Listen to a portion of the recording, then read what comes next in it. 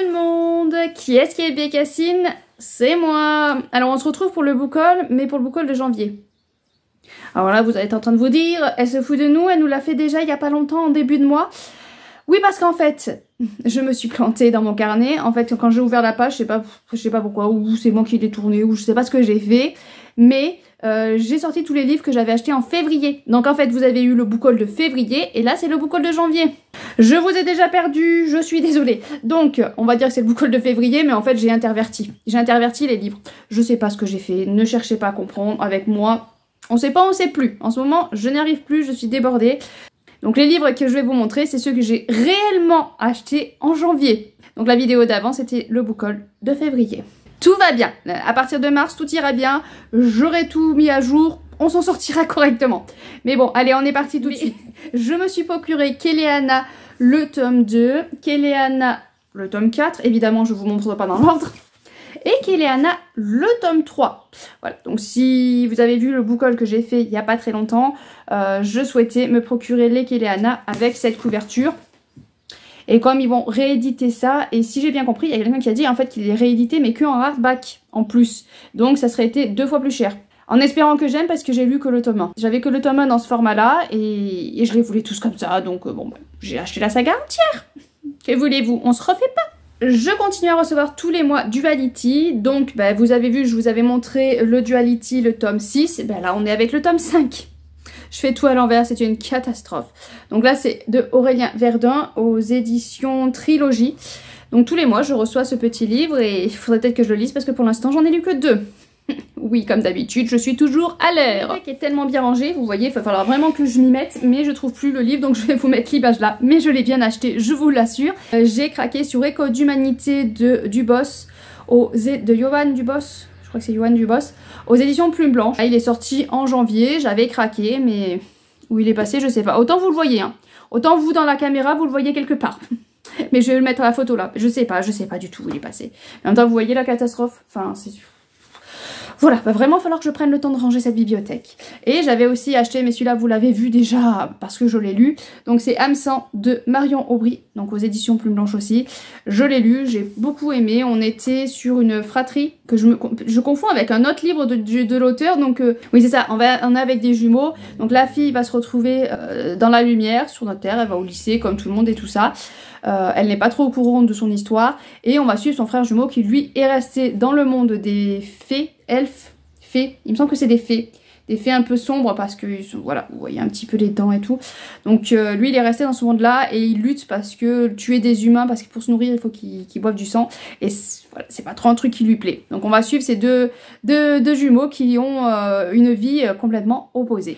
Pareil, celui-ci, vous l'avez vu passer parce que je l'ai déjà lu. C'est un service presse que l'auteur m'a gentiment fait parvenir. Je l'en remercie encore une fois. La guerre du conte, Margot Dupin, le tome 1 et le jardin d'âme de Max Tarot.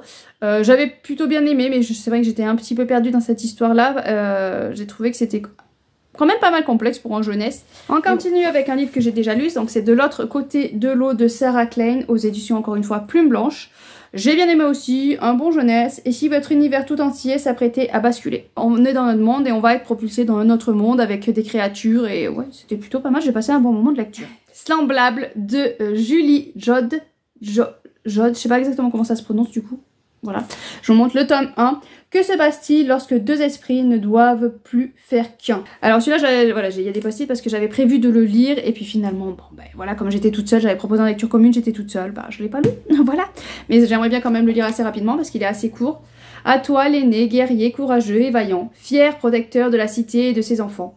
Que les dieux soient miséricordieux et t'accordent la paix, celle que tu ne trouveras sans doute jamais. À toi, le cadet, à l'amour pur et sincère, seul à pouvoir enfanter, tu deviendras père ou mère. Que les dieux soient miséricordieux et t'accordent la fertilité, car sans elle, tu es condamné. À toi, le benjamin dévoué, polyvalent, savant, artisan ou médecin, ta famille sera la cité dorénavant. Que les dieux soient miséricordieux et t'accordent la compassion, puisses-tu exercer le métier choisi avec passion. Que les dieux protègent et guident tous ces enfants au destin scellé, car entre leurs mains frêles et timides se joue l'avenir d'un monde entier. Mais vraiment, j'adore ce résumé, c'est pour ça que je vous l'ai lu, parce que vraiment, je le trouve vraiment magnifique. Et on continue avec des plumes blanches, bien sûr, hein, parce que je me suis pas arrêtée là. C'est Outre-temps de Elisa M. Poggio aux éditions Plumes Blanches. Le tome 1, et j'ai pris, tant qu'à faire, le tome 2 aussi. Comme ça, j'ai la duologie. Et à chaque fois, les plumes blanches, ils sont tellement beaux, ils sont tellement beaux, ils sont tellement beaux. Le résumé est court, ça c'est vraiment pratique aussi. Prune rêve de quitter notre monde pour explorer l'outre-temps. Et voilà que cette merveilleuse idée de voyage se transforme en fuite, le gel sur les talons. Alors que la jeune fille pensait juste échapper à son quotidien, elle se retrouve au centre du drame qui s'apprête à déchirer les temps et les plonger dans les ténèbres. Regardez-moi le dos aussi, il est magnifique. Enfin, vraiment, ils sont magnifiques. Pareil, j'ai hâte de m'y plonger dedans. J'ai aussi acheté Vaisseau d'Arcane de Adrien Thomas aux éditions Folio Fantasy en poche. Donc j'ai le tome 1 et j'ai le tome 2 aussi, mais pareil, quelque part par là, je sais pas pourquoi, je n'arrive pas à trouver ce livre. C'est une catastrophe, j'ai tout perdu. Donc le tome 1, je l'avais déjà lu, je l'ai lu il y a 4 ou 5 ans pour le Plib. Le premier Plib, je crois, auquel j'ai participé. J'avais plutôt bien aimé, mais je me sentais pas, voilà, je me suis dit...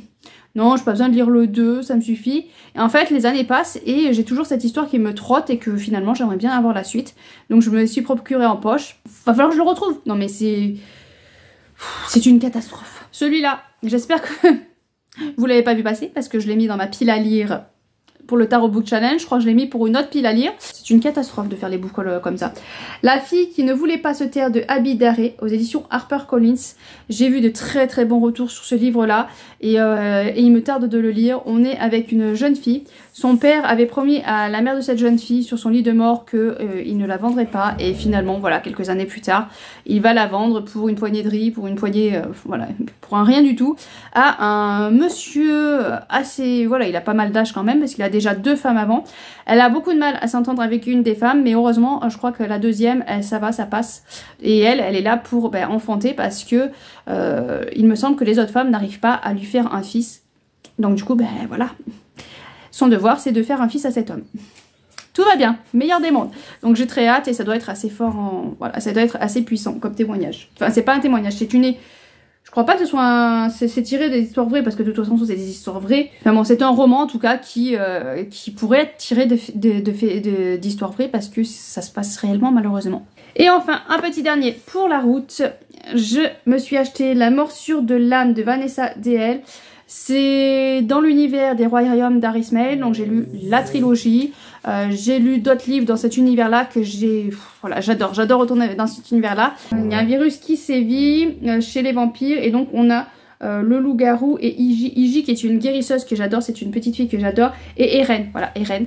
C'est 2 personnages que j'adore dans la trilogie et j'ai dit, oh, j'aimerais bien qu'un jour l'auteur fasse une histoire sur eux. Ben voilà, ça arrive, donc il me reste plus qu'à le lire.